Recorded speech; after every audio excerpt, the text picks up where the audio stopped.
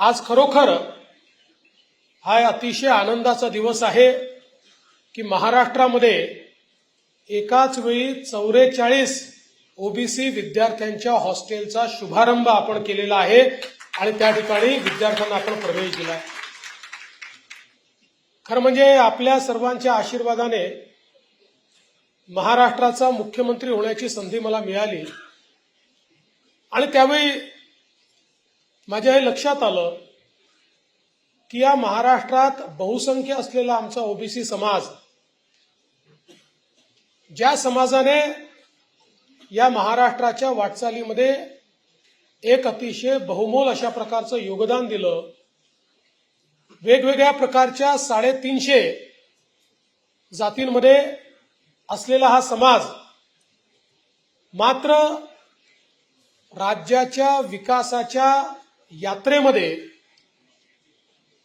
जेवढ्या प्रमाणात या समाजाला वाटा मिळाला पाहिजे, हिस्सेदारी मिळाली पाहिजे, या समाजाकडे लक्ष दिलं गेलं पाहिजे, तेवढं दिलं जात नाही।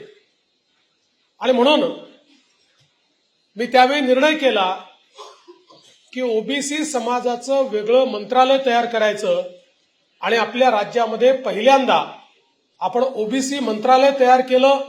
त्याला संपूर्ण वेगळे अधिकारी दिले, त्याला वेगळे मंत्री दिले आणि ओबीसींकरता वेगवेगळ्या योजना आखण्याची सुरुवात आपण त्या ठिकाणी केली। मला आठवतं की ज्यावेळी आमदार म्हणून मी निवडून आलो होतो त्यावेळी ओबीसीची नॉन क्रिमिलेअरची उत्पन्न मर्यादा केवळ 1 लाख होती आणि 2000 साली त्या संदर्भातला एक संघर्ष मी सुरू केला आणि महाराष्ट्राच्या विधानसभेमध्ये सातत्याने समितीचा पाठपुरावा करून जवळपास 2 वर्षाच्या संघर्षानंतर ती लिमिट 3.5 लाख केली आणि ज्यावेळेस मी मुख्यमंत्री झालो त्यावेळेस ती लिमिट आपण 8 लाख रुपये केली आणि त्या माध्यमातून आमच्या ओबीसी समाजाला त्या ठिकाणी आरक्षणाचा योग्य फायदा मिळाला पाहिजे अशा प्रकारचा प्रयत्न आपण केला। आपण महाज्योतीची निर्मिती केली। जे आमचे ओबीसी विद्यार्थी आहेत या विद्यार्थ्यांना त्यांच्यामध्ये प्रतिभा मोठी आहे पण अनेक वेळा पैसे नसल्यामुळे योग्य प्रकारचं प्रशिक्षण कोचिंग घेऊ शकत नाही आणि म्हणून स्पर्धा परीक्षांमध्ये वेगवेगळ्या परीक्षांमध्ये त्या ठिकाणी कोचिंग अभावी त्यांना संधी मिळत नाही आणि म्हणून आपण महाज्योतीच्या माध्यमातून मोठ्या प्रमाणात स्पर्धा परीक्षांचं कोचिंग सुरू केलं।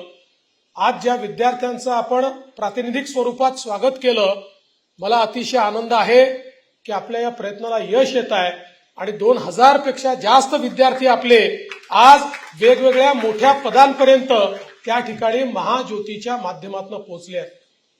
महाज्योतीचं आपण स्ट्रेंथनिंग केलं, महाज्योतीला आपण त्या ठिकाणी निधी उपलब्ध करून दिला आणि यासोबत महाज्योतीच्या माध्यमातून फेलोशिपच्या योजना असतील, वेगवेगळ्या प्रकारच्या योजना असतील, त्या योजना सुरू करून विद्यार्थ्यांना एक दिशा देण्याचं काम आपण केलं। त्याचवेळी सातत्याने या ठिकाणी आमचे बबनरावजी असतील आणि समोर बसलेले सगळे आमचे ओबीसी नेते असतील हे आग्रह धरायचे की बाकी सगळं तुम्ही करताय पण आमच्या ओबीसी विद्यार्थ्यांना शहरामध्ये ऍडमिशन मिळाली तरी राहायची व्यवस्था नाही आहे, सरकारचे जे नॉर्मल हॉस्टेल आहेत त्याची संख्याच कमी आहे, त्यामुळे आमच्या ओबीसी विद्यार्थ्यांकरता डेडिकेटेड हॉस्टेल तयार झाले पाहिजे आणि म्हणून आपण तेव्हा पहिल्या टप्प्यात निर्णय घेतला 36 हॉस्टेल करण्याचा।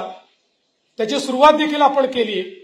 दुर्दैवाने मध्ये 2.5 वर्ष आम्हाला संधी नव्हती त्यामुळे ते काम मागे पडलं, पण पुन्हा संधी मिळाल्याबरोबर आपण हा निर्णय केला की 36 जिल्ह्यांमध्ये 72 हॉस्टेल आपण तयार करायचे, 1 हॉस्टेल मुलांकरता 1 हॉस्टेल मुलींकरता आणि या माध्यमातून आपण त्याची सुरुवात केली आणि मी खरोखर अतुल सावे यांचं अभिनंदन करेन।